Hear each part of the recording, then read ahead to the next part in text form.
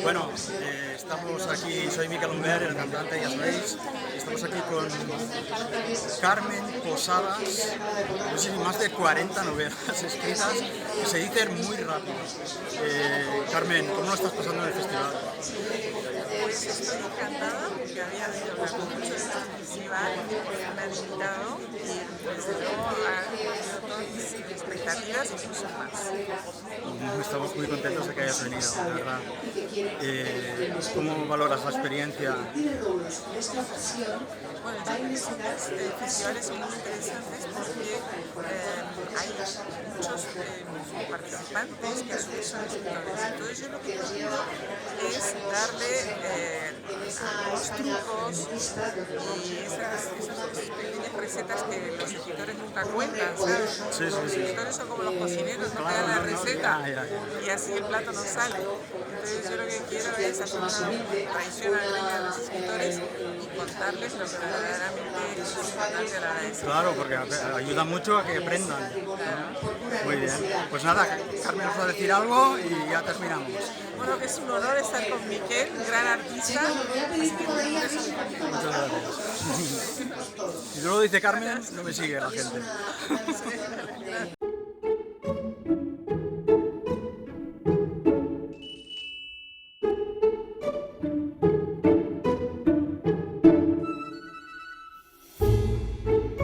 Carmen, muchísimas gracias. No sabes la ilusión que me ha hecho que aceptaras venir al Rincón de Espe. Me ha encantado porque te he admirado siempre mucho, eso es verdad, y sé que una figura como tú a los espectadores de este podcast del Rincón de Espe les va a entusiasmar. Así que, si te parece, yo creo que podrías empezar por decirles qué es lo que te llevó a la literatura. Bueno, primero tengo que agradecerte porque hace mucho tiempo que quería venir a estos encuentros tuyos con ESPE y cuando me llamaste me diste una gran alegría. Así que muchas gracias por esta oportunidad. ¿Y qué me llevó a la literatura? Bueno, yo siempre le debo todo a mis defectos, casi nada a mis virtudes, a mis defectos le debo todo lo que soy. Porque Muchas gracias. no, pero es la pura verdad, te voy a explicar. Mira, yo era una niña extra tímida, de esas que cuando la gente la mira se tira encima de la Coca-Cola y tartamudea, y era muy patético lo mío. Y además era la fea de una familia de guapos, porque yo no sé si tú te acuerdas, porque tus padres y mis padres eran muy amigos, y a lo mejor tú recuerdas a mi madre, que era deslumbrante, Sí. y mi padre también. Y mis hermanas son monísimas, rubias, de ojos verdes, y cantaban canciones, y contaban chistes. Y tú eres Y guapísima. yo canto como una rana, jamás nadie se ha reído con un chiste mío. Y además era la mayor, para más agravio, ¿no? Entonces yo iba a mi cuarto y escribía un largo y lacrimógeno diario, que es el comienzo de mi vocación. Así que si yo no hubiera sido esa niña tan acomplejada y tan fea, no estaba hablando contigo en este momento. Fíjate tú, eso va a interesar muchísimo porque eso yo creo que no lo sabía nadie. Y luego a mí me ha interesado mucho saber la cantidad de ciudades en las que has vivido y que te hayas quedado en Madrid, pues es un honor para los madrileños. Porque bueno, naciste Yo soy en uruguaya. dónde de Uruguay. Sí, sí, sí, yo ¿Pero soy dónde uruguaya. naciste? ¿En Montevideo? Sí, en Montevideo. Y cuando tenía 12 años, a papá lo trasladaron a Madrid en el año 65. O sea que yo llevo aquí toda la vida. Lo que pasa es que me fui, volví.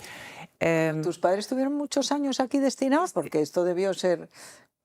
Claro, normalmente cuando es Va- diplomático son 5 años, ¿no? Sí. Pero en el caso de papá estuvo 7, que es mucho para una embajada.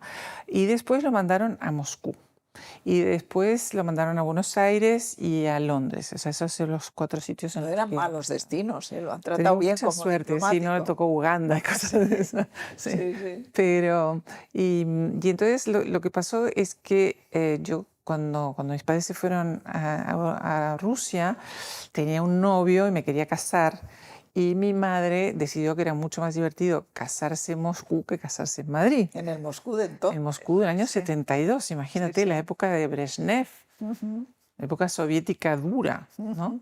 Y como mi madre no se le ponía nada por delante, Desde luego. no, pero fíjate que te cuento un poquito aquello de la boda porque fue como bastante pintoresco. Nosotros llegamos en el mes de agosto y yo me casaba en octubre, entonces había que organizar toda la boda. Lo primero que fue mamá es saber la iglesia católica que había y no le gustó nada. Y dijo, ah, no, mi hija no se puede casar en esta iglesia tan fea, de ninguna manera se va a casar. Y papá le dijo, bueno, es que todas las demás son ortodoxas. No, se va a casar en una iglesia ortodoxa. Y papá le dijo, mira, Bimba, la gente católica se casa en las iglesias católicas y los ortodoxos se casan en las iglesias ortodoxas. Nunca nadie se ha casado en una iglesia que no es de su religión.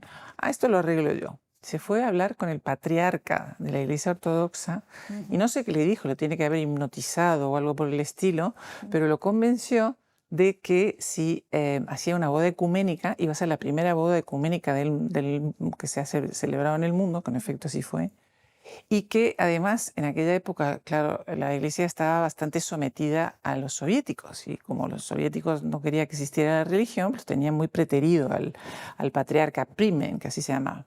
Mi mamá lo convenció de que esta boda iba a salir en los periódicos del mundo entero, como en efecto sí fue, ¿no? Sí, pero por ser una boda ecuménica. Sí. Y entonces, bueno, pues luego todo tipo de aventuras para conseguir que vinieran. ¿Te cuento un poquito más? Sí, claro. Porque es bastante Toda la gente le va a divertido. Bueno, entonces tenía que arreglar la casa, te digo, tenía 2 meses para arreglar la casa, que era una ruina porque hace falta pintar. Porque habíais llegado en agosto destinados por primera vez. Claro. Y entonces la casa necesitaba pintura, había que cuchillar los suelos, había que cambiar las tapicerías, había que hacer absolutamente todo. Pero en un país soviético, mejor dicho en este caso en la Unión Soviética, todo estaba centralizado a través de un organismo que se llama el UPDK. Entonces, ¿era el UPDK? El UPDK se ocupaba de todo los operarios. Entonces, tú no podías llamar a un pintor, tenías que llamar al UPDK. Bueno, llamaba a mi madre desesperada para que vinieran alguien a arreglar la casa y no venían. Y la secretaria, en un momento dado, le dijo, mire señora, esto solo se puede arreglar hablando en el comedor. Y mi madre dijo, ¿por qué hablando en el comedor? No, usted siéntese en el comedor y cuente lo que le pasa. Porque había micrófono. Claro. Entonces mamá se sentó en el comedor, empezó a decir, no, yo que admiro tanto la Unión Soviética, este gran país que ha puesto el hombre en la luz, el hombre en el espacio, pero mi hija se casa dentro de 2 meses y no consigo que venga ni un pintor, ni un fontanero, ni un carpintero. Y ahí el día siguiente estaban todos ahí. Porque esa es la ventaja de tener la casa llena de micrófonos. Claro. Pero había más micrófonos en el comedor. Claro, eran los más afinados aparentemente, sí. Pero esta es la parte buena de tener la casa llena de micrófonos. Pero la parte mala es que como en la Unión Soviética en aquella época todo funcionaba horrible, era como vivir en una película de espías, pero no de James Bond, sino de Anacleto, agente secreto, porque todo era un desastre. Entonces, de vez en cuando los micrófonos se invertían y oíamos nosotros a los espías. Y tú estabas durmiendo, eran las 3 de la mañana, de repente sonaba una música trepidante o un partido de baloncesto. Tenías que golpear la pared y decías, por favor, cállense, que queremos dormir. Esa era la Unión Soviética. Sí. Qué barbaridad, qué barbaridad. Esto es un poco como La vida de los otros, ¿no? La película esta. Sí, ¿te acuerdas de esos con la Stasi en Alemania? Pero es la misma idea, sí.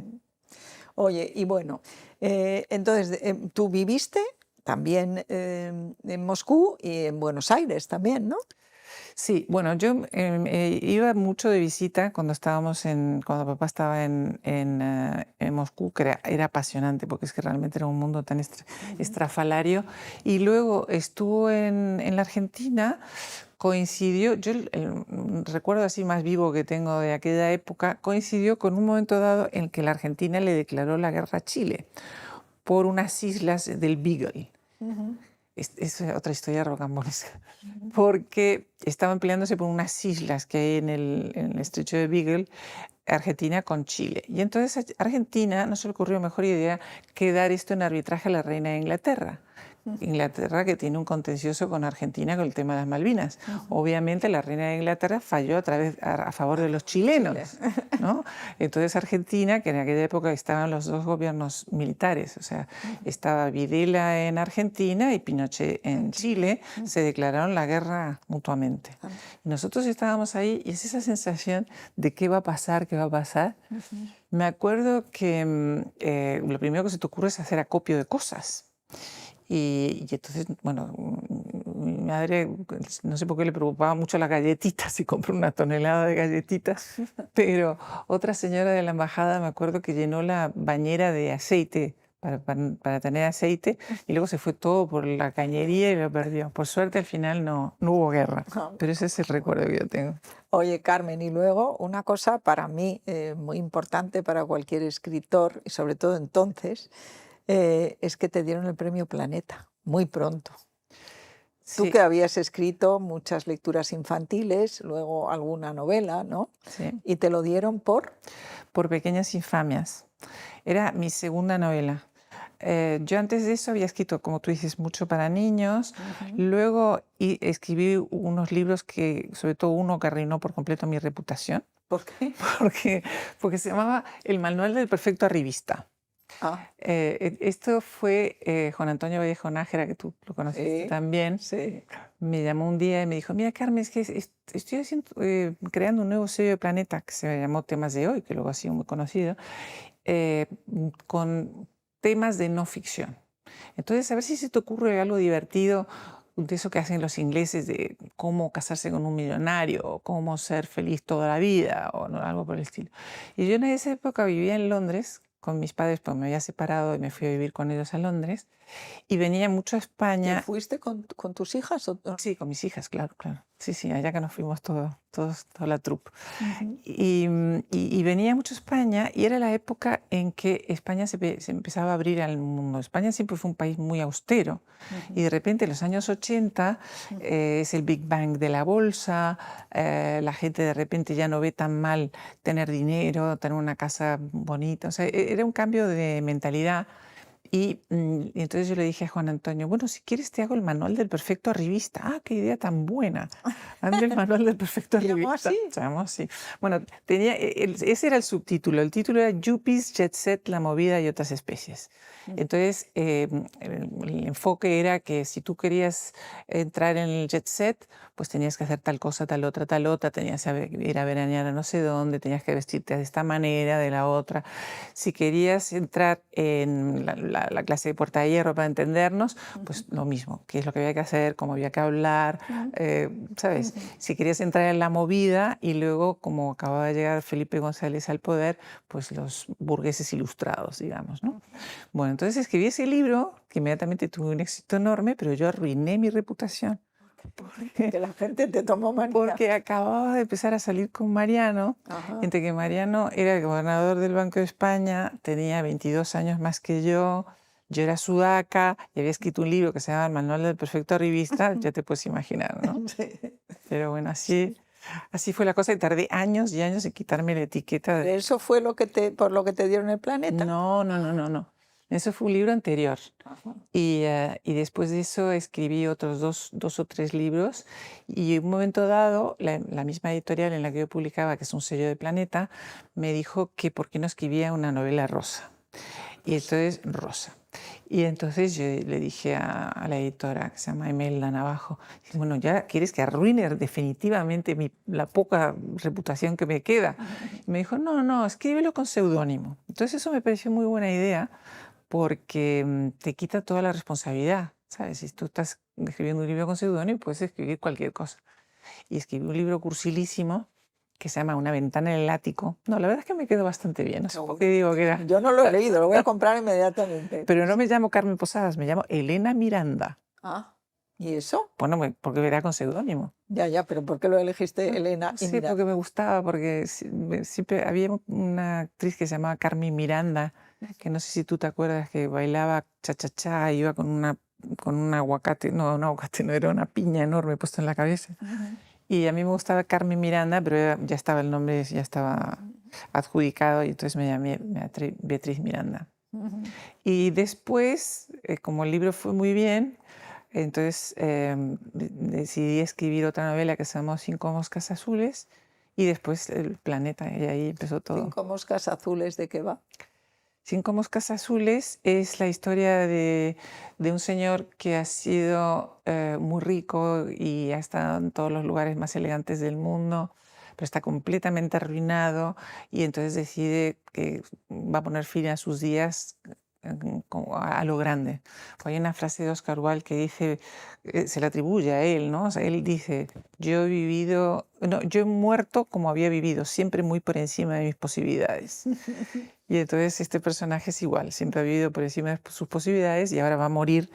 Se va a un hotel carísimo en Marruecos y entonces ahí decide que se va a suicidar. Pero de repente ve a una mujer que le recuerda mucho a su madre y que lo que está ocurriendo alrededor de esta mujer es muy similar a una situación muy injusta que hubo relacionada con su madre. Entonces él dice, bueno, como soy un suicida y los suicidas son completamente impunes y pueden hacer lo que les dé la gana porque me voy a morir de todas maneras, decide hacer justicia con estos personajes. Y entonces a uno lo mata, a la otra bueno, no, así la cosa. Qué bien, pero qué maravilla que se te ocurran estas ideas tan originales, ¿o no? Sí, con ese libro me divertí mucho y hice algunas venganzas literarias también. Venganzas literarias que son. Sí, porque yo, por ejemplo, si hay alguien me cae mal, lo pongo en un libro y lo mato y me quedo como nueva. Sí. Sí. Entonces, Sí. hombre, no lo hago tan explícitamente, ¿no? Pero lo hago Para muy un entendedor, por eso. pocas palabras. Entonces lo mato y ya me quedo como nueva. Y te quedas como nuevo, eso está genial. Oye, Carmen, y en el mundo de la literatura en español, ¿a quién admiras más? ¿De los vivos o de los muertos? De todo, vivos y Todos. muertos. Bueno, de los muertos yo soy muy galdosiana, muy de Emilia Pardo Bazán, porque ahora ha escrito un libro, bueno, que lo tiene ella como protagonista y de luego es extraordinaria, completamente a la altura de Pérez Galdós. O sea, los dos para mí son los grandes de principios del siglo XX. Ella tenía un affair con Pérez Galdós, Claro, ¿o con quién? sí. Con Pérez Galdós. Bueno, con Pérez Galdós y unos cuantos más. Por eso te lo pregunto. Lo cual tiene mucho mérito porque era muy fea. En aquella época, sí. Pero gordas les gustaban. No, pero es que era francamente fea. Y yo la admiro muchísimo porque siendo guapa, cualquier tonta liga, ¿verdad? Muy fácil. Pero lo difícil es con ese físico que tenía. Sí, pero ella muy lista. Sí, pues la admiro mucho a ella. Y después de los contemporáneos, admiro muchísimo a Luis Landero. Parece un grande. Me gustaba mucho Almudena Grandes, por ejemplo. ¿Y en todos los idiomas? Y en todos los idiomas. Bueno, yo soy muy anglófila. Yo también. Yo sé que en eso coincidimos. Entonces, no voy a decir la obviedad de Jane Austen, porque todo el mundo menciona a Jane Austen, pero a mí, por ejemplo, me encanta Edith Wharton, que No sé quién es, sí, seguro que has visto por lo menos la película que se llama La Edad de la Inocencia. Sí, claro. ¿Ella es la autora? Es la autora. Para mí es mejor que Jane Austen. Es el mismo tipo de autora, mismo tipo de ambiente. De época es un poquito posterior, bueno, bastante posterior, porque es de principios del siglo XX. Pero la misma clase social, la misma percepción psicológica, la misma ironía, la misma inteligencia, es brillante. Sí. Pues mira, esa la voy a volver a ver, La Edad de la Inocencia, porque me gustó muchísimo en su momento. Sí. Sí, y si lees sus novelas, tiene muchas. Hay una que hizo una película, Betty Davis, que se llama La Solterona, que es terrible esa historia. Pero ella escribe con mucho humor. ¿Cómo se dice La Solterona en inglés? The Spinster. No sabía esa palabra. Sí. ¿Y de los clásicos, quién te ha gustado? Bueno, Cervantes y Shakespeare, esos hay que mencionarlos porque... A un niño de 12 años, 14 años que está empezando, ¿a qué clásico le dirías que no se perdiera? Bueno, yo creo que los niños tienen que leer cosas de su edad. O sea, yo me acuerdo, por ejemplo, que en mi época nos decían, a ver, niños, para el jueves La Celestina. Y tú te ibas a casa con aquel libro. No sabías ni por dónde empezar, que no era de tu edad, o por supuesto odiabas a La Celestina, todo te parecía un espanto. Y yo creo que es mucho mejor darle a los niños algo que les va a divertir. Entonces, a ese niño de 12 años, yo le recomendaría La Isla del Tesoro y Tintín. Tintín ha sido mi infancia y la de mis hijos, porque Tintín, la verdad. Y luego a ellos les gustaba más Lucky Luke Y Asterix. Sí, Asterix y Sí. todo esto, pero es verdad, es verdad. ¿Y qué más te iba a preguntar? ¿La vida en Madrid te gusta más que la vida en ninguna otra ciudad maravillosa del mundo donde has estado? Bueno, yo, como te digo, soy muy anglófila, pero desde luego prefiero 1000 veces vivir en Madrid que vivir en Londres. Porque además pienso que Madrid es el lugar del mundo con mayor calidad de vida en relación a calidad-precio, ¿no? Digamos, o sea, para vivir como yo vivo en Madrid, si viviera en Londres tendría que tener 4 o 5 veces veces. más. Sí, Sí, la pero bueno, cantidad. a mí de Madrid lo que más me gusta es el clima y la luz, no Claro, tiene duda. sí. Y la Pero, gente. y la La gente, gente. sí, sí, también. Pero, y tienes aquí, no solamente estás tú, están casi todas tus hermanas, ¿o no? Están mis hermanas y estas rubias monísimas de ojos verdes, que tú alguna conoces. ¿Quién? Mis hermanas, las monísimas de ojos verdes Sí, y sí, pelo las rubio. conozco a casi todas, yo creo. Y luego tengo mi hermano. Nosotros somos 3 hermanas y por fin llegó el varón. Igual que nosotras. Ah, también. Fuimos 3 al principio y llegó el varón, Sí. lo que pasa que al final somos 8. Uf. Sí, mis padres ahí decidieron Se plantarse. separaron. Sí. Y entonces Gervasio, él es ahora el responsable que lleva ámbito cultural del Corte Inglés, o sea, todas las Anda. actividades culturales del Corte Inglés. Y además es escritor también, ha sacado una novela ahora divertidísima que se llama El fracaso de mi éxito, que es muy buena. Es bueno, es Ese un poco título es lo bueno. que dices tú de, ¿no? Que todos tus defectos son los que te han dado las virtudes. Sí, porque la vida es Sí. así de contradictoria. Es Muchas verdad, veces es verdad. tus defectos te ayudan Ujú. y a lo mejor, como en el caso que retrata mi hermano en este libro, pues un éxito puede ser un fracaso o viceversa, un fracaso puede ser un éxito. Sí, sin duda. Entonces estáis casi todos aquí, por lo tanto aquí te vas a quedar. Pero yo no conozco Montevideo, pero debe ser un lugar maravilloso, ¿o no? Bueno, es lo que pasa que hay una frase de un escritor ruso que yo he descubierto que es verdad. Él dice, se puede volver al lugar del crimen, pero nunca se puede volver al lugar en el que uno ha sido feliz. Entonces, yo cuando vuelvo a Uruguay estoy encantada, además me siento muy uruguaya, siempre lo digo y estoy orgullosísima de mi país, pero no está a la altura de las fantasías que yo he creado alrededor de mi infancia, pues yo tuve una infancia muy, muy feliz. Eso te iba a decir, tu infancia tuvo que ser Sí. feliz con esa madre y ese padre. Sí, pero Sí. como según tú eras tímida y te considerabas menos guapa que tus hermanas. Que lo era, no es que me lo considerara, que estaba clarísima la Sí. cosa. Y bueno, pero no se puede volver al lugar donde uno ha sido feliz, pero eso no quiere decir que en Madrid no haya sido feliz. No, por supuesto que sí, no, pero te quiero decir que muchas veces uno tiende a idealizarlo todo, ¿no? Y sobre todo la infancia, porque como decía Rilke, la verdadera patria es la infancia, ¿no? ¿Ah, sí? Entonces, sí, No lo había es oído. así, claro. Ujú. Y entonces yo tengo mi infancia muy, muy idealizada y me encanta volver a Uruguay, pero siempre estoy buscando esa infancia perdida, que muchas veces la encuentro, ¿eh? Porque de repente ves un árbol que es el que tú recordabas, o de repente un olor, los olores son muy evocadores, ¿no? Ujú. O una canción, y entonces eso me encanta. Sí, sí. Pues si quieres decir algo más para nuestros espectadores, algo que te parezca que va a interesar sobre tus nuevos proyectos o sobre qué es lo que más te ha gustado de lo que has escrito, pues este es el momento. Ay, Dios mío. Pues yo te he contado un montón de cosas que normalmente no cuento, Por eso Esperanza. es lo que más, lo que más les va a gustar.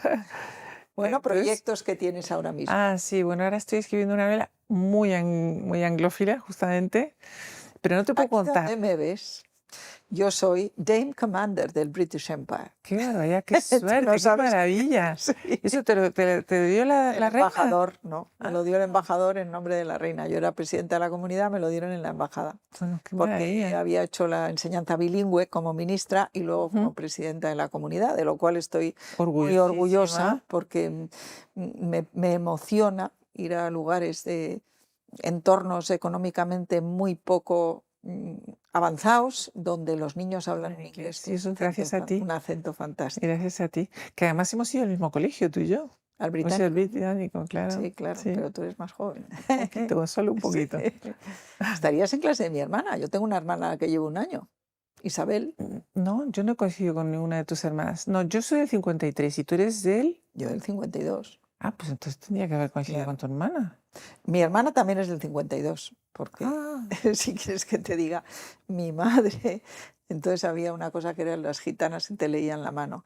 Y la gitana, se acababa de casar mi madre en el 51 y le dijo, en el 52 tendrás 2. Entonces mi madre, cuando yo nací, porque entonces no había ningún tipo de, no te hacían ecografía. ni era esa, ¿no? ecografía ni Claro. nada de todo eso. Entonces cuando yo nací, dijo, bueno, esta se ha equivocado. Yo nací el 3 de enero y mi hermana nació el 26 de noviembre. Pero qué impresionante. Fíjate que Es el único Nos caso que llevamos 10 conozco. meses. Sí, Qué sí. bárbaro. Porque muchas veces se llevan 10 meses, pero son de años distintos. No, no, Pero en tu somos caso del es del mismo año. Lo que pasa que es verdad que en el británico le dijeron que en mi clase no la podían poner porque aunque fuera del 52 y le pusieron la clase siguiente, o sea que estaría contigo. Lo que pasa que había Había A, B y varios. C Sí, y no te exacto. tocaría. Sí. es verdad. Bueno, Carmen, pues muchísimas gracias. Me ha encantado. Muchísimas gracias de Muchísimas verdad. gracias a ti.